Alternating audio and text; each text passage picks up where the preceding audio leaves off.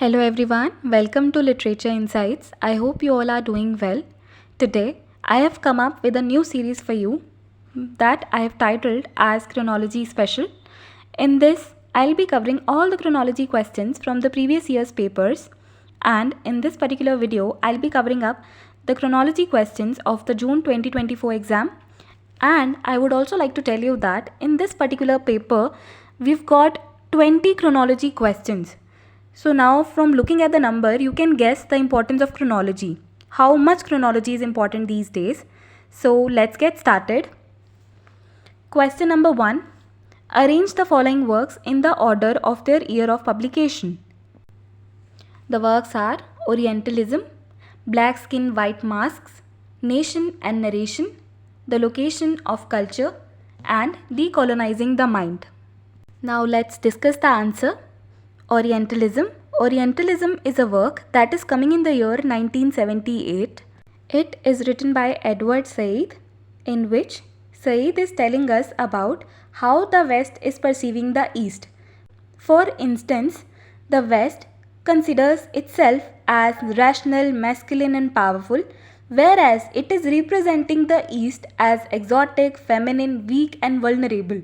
So it is about how the West is perceiving and interacting with the East. Now moving on to the next work, Black Skin, White Masks. It is coming in the year 1952. It is written by the Martinique writer Frantz Fanon. Then we have Nation and Narration. It is a 1990 work by Homi K. Bhabha. Then we have The Location of Culture, again by Homi K. Bhabha, coming in the year 1994. In The Location of Culture, Bhabha is using concepts like mimicry, interstice, hybridity and liminality to argue that cultural production is always most productive where it is most ambivalent. And the last work we have is Decolonizing the Mind. It is a 1986 work by the Kenyan novelist and post-colonial theorist Ngugi wa Thiong'o. The full title of the work is Decolonizing the Mind, the Politics of Language in African Literature. Decolonizing the Mind is split into 4 essays. The essays are The Language of African Literature, The Language of African Theatre, The Language of African Fiction, and The Quest for Relevance. Moreover, the book is Ngugi's Farewell to English, and it addresses the language problem faced by African authors. Ngugi dedicated Decolonizing the Mind to all those who write in African languages and to all those who over the years have maintained the dignity of the literature, culture, philosophy and other treasures carried by the African languages. Let's move to the second question now. Here we have to arrange some movements in chronological order. The movements given to us are cultural studies, postmodernism, feminism, surrealism and reception theory. So let's discuss the answer to this question. Cultural studies is coming in the 1960s with the coming up of the Center for Contemporary Cultural Studies. Then we have postmodernism, which is coming in the 1970s. Then we have feminism, which came around 1848 with the Seneca Falls Convention. Then we have surrealism, which came around 1920s approximately, and then we have the reception theory, which came in the 1980s. So now let's arrange them in chronological order. First we have feminism, then we have surrealism, then we have cultural studies, after that we have postmodernism and then reception theory. Now moving on to the next question. In this question we have to arrange Girish Karnad's work in their chronological order. The works are Hayavadana, Nagmandala, Tughlaq, Yayati and Bali the Sacrifice. Let's talk about Girish Karnad first. He was born in 1938. He was an Indian actor, film director and Kannada writer. And most importantly, a Gyanpith awardee who predominantly worked in Kannada, Hindi, Tamil, Telugu, Malayalam and Marathi films. His rise as a playwright in the 1960s marked the coming of the age of modern Indian playwriting in Kannada, just as Badal Sarkar did in Bengali, Vijay Tendulkar did in Marathi, and Mohan Rakesh in Hindi. He was a recipient of the Gyanpith Award, like I said, and he was also conferred Padma Shri and Padma Bhushan by the Government of India and won 4 Filmfare Awards. Karnad was also a presenter for a weekly science magazine program called Turning Point that aired on Doordarshan in 1991. Okay, so let's talk about Girish Karnad's works. His first play was Yayati, which was written in the year 1960 and it won the Mysore State Award in 1962. It is based on an episode in the Mahabharata where Yayati, one of the ancestors of the Pandavas, is given the curse of the premature old age by his father-in-law Shukracharya, who is incensed by Yayati's infidelity. Yayati could redeem this curse only if someone was willing to exchange his youth with him. It's finally his son Puru who offers to do this for his father. The next work by Karnad is Tughlaq, which is written originally in Kannada and later translated to English in the year 1977 by Karnad himself. Tughlaq was his dramatic portrayal on the Nehruvian era, which started with ambitious idealism and ended up in disillusionment, just like the 14th century ruler Muhammad bin Tughlaq. Karnad established his efficiency as a playwright in the nation through this piece. After that, he has written Hai Vadana, which is coming in the year 1971. This play is inspired from the 1940 Thomas Mann's novel The Transposed Heads, along with the infusion of the folk theatre of Yakshagana. After Hai Vadana, Karnad has written Nag Mandala, which is coming in the year 1988. Nag Mandala is the story of a young girl Rani, newly married to Apanna, and their gradual understanding of the role, function and responsibilities of the institution of marriage. This story is presented in the play by a women narrator, a flame, which has come to tell the story. And this story, Nag Mandala, was inspired from a Kannada folklore which the writer heard from the poet A.K. Ramanujan. After that, we have Bali, the sacrifice, which was first brought out into Kannada in 1980 by the name of Hitina Hunja, but was not translated in English at that time. The source of the play is an ancient Kannada epic, Yashodhara Charit, which itself draws on several other sources. Okay, so the correct chronological order of Girish Karnad's works is: first is Yayati, coming in the year 1960. Then we have Tughlaq, coming in the year 1964. After that, we have Hai Vadana, coming in the year 1971. Then we have Bali, the sacrifice, coming in the year 1980. And after that, we have Nag Mandala, coming in the year 1988. Now moving on to the fourth question. What is the chronological sequence of the British poets in the order of their birth? The poets given to us are Andrew Marvell, John Milton, John Donne, Richard Lovelace and Thomas Carey. Let's discuss the answer. The first is Andrew Marvell. He was born in the year 1621. He was an English metaphysical poet.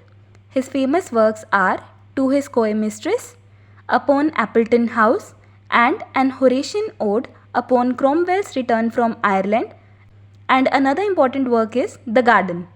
Next is John Milton, who was born in the year 1608 and he was an English poet, and his famous works are Paradise Lost, Paradise Regained, Lycidas and Samson Agonistes. Then we have John Donne, who was born in the year 1572. He is famous for his works like A Valediction Forbidding Mourning, The Good Morrow, The Canonization and Holy Sonnets, etc. Donne is also a metaphysical poet. Now let's talk about the other poet, Richard Lovelace. Richard Lovelace was born in 1617 and he was a Cavalier poet. His famous works are To Althea from Prison and To Lucasta Going to the Wars. After that we have Thomas Carey, who was born in the year 1595. He was also a Cavalier poet. He is best known for his work A Rapture. Now let's arrange the poets once again in the chronological order. The first one coming here is John Donne, who is coming in the year 1572.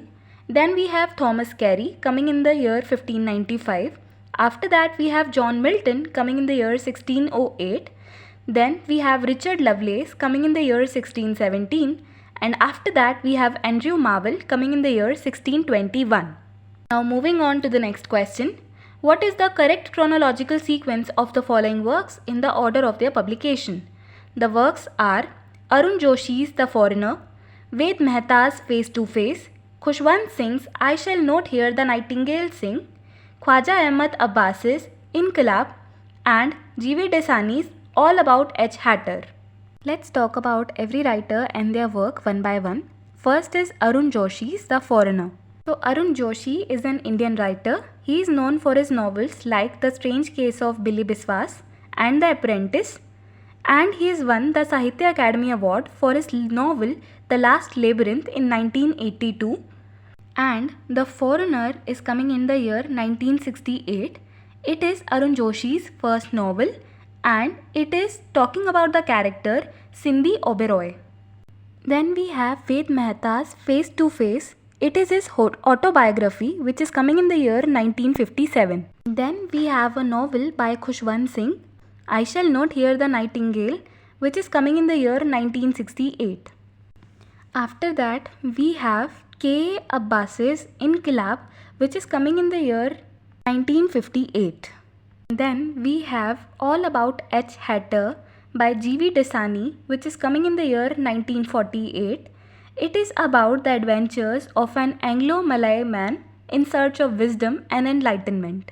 So, Arun Joshi's The Foreigner is coming in the year 1968. Ved Mehta's Face to Face, his autobiography, is coming in the year 1957. Khushwant Singh's novel I Shall Not Hear the Nightingale Sing is coming in the year 1968. Khwaja Ahmad Abbas's Inqilab is coming in the year 1958. And G.V. Desani's All About H. Hatter is coming in the year 1948. Moving on to the sixth question. What is the correct chronological sequence of Bhabani Bhattacharya in order of their publication?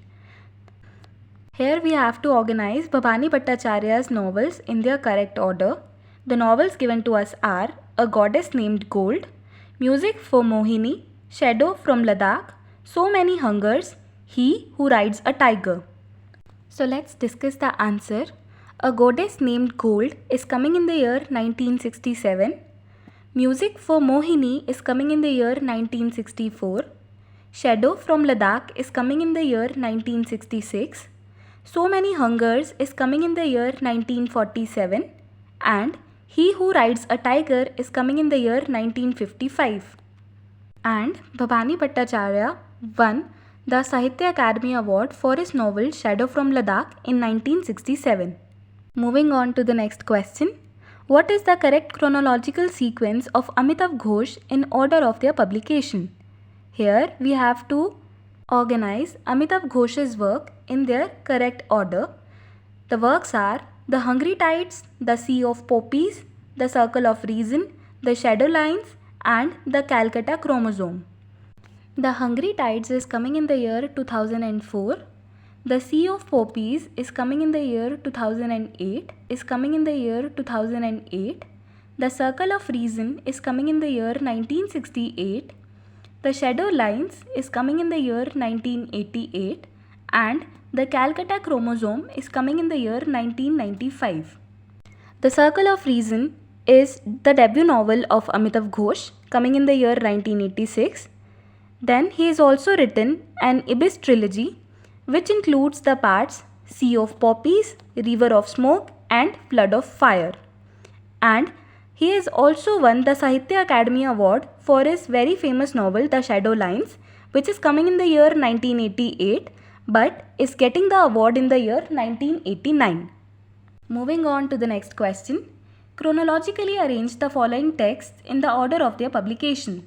The works given to us are Betty Friedan's The Feminine Mystique, Simone de Beauvoir's The Second Sex, Virginia Woolf's A Room of One's Own, Germaine Greer's The Female Eunuch, Adrienne Rich of Women Born. Let's discuss the answer to this question. Betty Friedan's The Feminine Mystique is coming in the year 1963.